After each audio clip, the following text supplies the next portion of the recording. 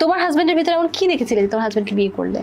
ভাই এবার আমি সত্যি একটা কথা বলি, ওই বেড়া ফিল্টার মাইরা মাইরা ছবি ফেসবুকে আপলোড করতো আর দেখা যায় তো পুরো নায়কের মতো। আমি বলতো ও মাই গড এই ছেলের সাথে আমার যাবে, এই ছেলে তো একদম দেখতে সালমান খানের মতো। আবার দেখতাম কি ফিল্টার মাইরা মাইরা টিকটক করতো, ও আগে অনেক সুন্দর সুন্দর টিকটক করতো, এডিট করে করে ছাড়তো। বলতো ওয়াও ছেলেটা কি সুন্দর, আমি খালি একবার ছেলেটাকে বিয়ে করে নিই, আমার আব্বা আম্মুরে দেখায় দিব, তারা আমার কি ছেলের সাথে বিয়ে দিবে, তার থেকে দ্বিগুণ সুন্দর ছেলেকে আমি বিয়ে করব। সামনাসামনি আইসা আমি তো তাহলে চিনতেই পারি না, আমি প্রথমে এরকম করে আসছি আর সে আমার দেখে বলে তুমি কি রিমু? আমি একটা চিমটি মারি।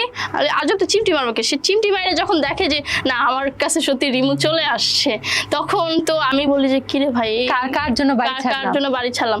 পরে দেন হচ্ছে যখন হাতিঝিলে একটু কথাবার্তা হলো, তখন মনে হলো যে আমার ব্যক্তি হিসেবে মানুষটা ভালো। ওই দিনই বিয়ে হয়েছে। তখন আমার ওর একটা জিনিস কি ভালো লাগছিল, অন্য সব ছেলে হলে আগে মেয়েটাকে নিয়ে একা ঘরে রেখে ভোগ টোগ করে দেন হচ্ছে মধু শেষ, ফুলের ইয়াও শেষ, ফুলটাকে ছুঁড়ে ফেলে দিত, আগে ফুলের থেকে মধুটা চুষে নিত। তো ও কিন্তু এই কাজটা করেনি। ওর একটা পরিচিত ভাবি ছিল, ও বিয়ে না হওয়া পর্যন্ত আমাকে ওনার বাসায় রেখেছে।